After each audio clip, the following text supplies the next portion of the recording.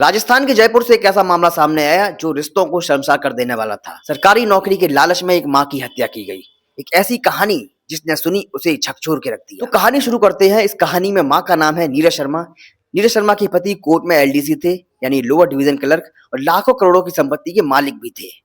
दोनों का एक बेटा था और एक बेटी थी। बड़ी बेटी बीए कर रही थी और बेटा मानसिक रूप से अस्वस्थ था। फिर एक दिन पति का निधन हो गया। अब सवाल यह था कि पति के निधन के बाद नौकरी मृतक आश्रित के आधार पर किसे दी जाए। परिवार में उनका जो बेटा था वो मानसिक रूप से बीमार था, तो उसे तो नौकरी मिल नहीं सकती थी। ऐसी स्थिति में नियमों के अनुसार बेटी को नौकरी देने की संभावना जताई जा रही थी। तो लड़की की मामा ने मां को समझाया कि बेटी एक दिन शादी होकर चली जाएगी, लेकिन मानसिक रूप से अस्वस्थ बेटे की जिम्मेदारी आप पर ही रहेगी, तो नौकरी आपको ही करनी चाहिए। अब ये तय हुआ कि सरकारी नौकरी मां को ही मिलेगी।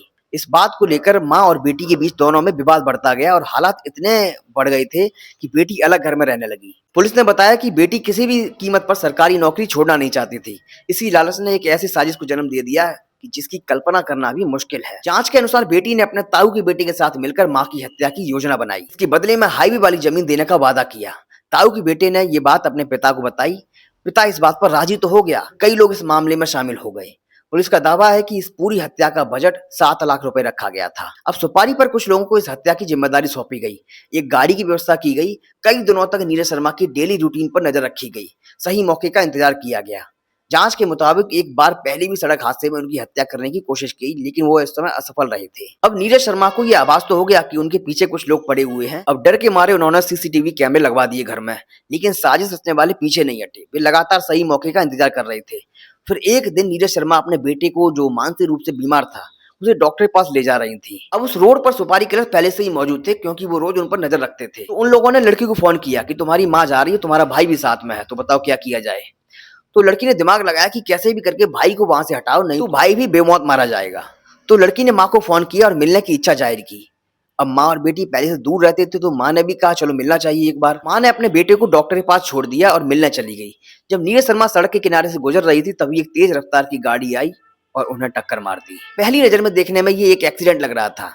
शायद अगर जांच वहीं रुक जाती तो ये मामला भी वहीं बंद हो जाता और इसे एक्सीडेंट मानकर बंद कर दिया जाता। लेकिन लड़की के मामा को कुछ अजीब लगा। मामा ने पुलिस से इसकी शिकायत की और जांच करने की गुजारिश की। पुलिस को भी कुछ संदिग्ध लगा। जांच आगे बढ़ी। सीसीटीवी खंगाले गए, मोबाइल लोकेशन की जांच हुई, तकनीकी साथ जुटाए गए। सीसीटीवी में उन्हें वही गाड़ी मिली जिससे एक्सीडेंट हुआ था। गाड़ी के नंबर से पता चला कि ये गाड़ी हरियाणा की है। अब पुलिस ने गाड़ी के मालिक से पूछताछ की तो उसने बताया कि एक व्यक्ति ने उससे गाड़ी किराए पर ली थी। तो पुलिस ने उससे पूछताछ की तो उसने बताया कि उसने भी ये गाड़ी एक व्यक्ति को दी थी और वो व्यक्ति कोई और नहीं, वो लड़की का ताऊ था। तो मामला आगे बढ़ा। ताऊ को हिरासत में लिया गया। उसके बाद पूछताछ में बाकी लोगों के नाम भी सामने आए। एक एक करके पूछताछ शुरू हुई। तो फिर लड़की को भी पूछताछ के लिए पुलिस लेकर आई और जब पुलिस ने ये सारे साक्ष्य प्रस्तुत किए तो लड़की टूट गई और पूरी कहानी बता दी। अगर पुलिस की जांच सही साबित होती है तो ये मामला सिर्फ एक हत्या का नहीं, बल्कि सरकारी नौकरी और संपत्ति के लालच में रचे गए एक बेहद सुनियोजित षड्यंत्र का एक उदाहरण होगा। ये कहानी हमें एक बड़ा सबक देती है। जिस माँ ने अपने बच्चों के लिए अपना पूरा जीवन लगा दिया, उसी की जान लेने का आरोप उसकी बेटी पर लगे तो इससे बड़ा अपराध और क्या होगा। ये सिर्फ एक अपराध नहीं, बल्कि रिश्तों और इंसानियत की हार होगी। लालच इंसान से वो सब करवा देता है जिसकी वो कल्पना भी नहीं करता है। इसलिए जीवन में हमेशा धन से ज्यादा रिश्तों की कीमत समझिए।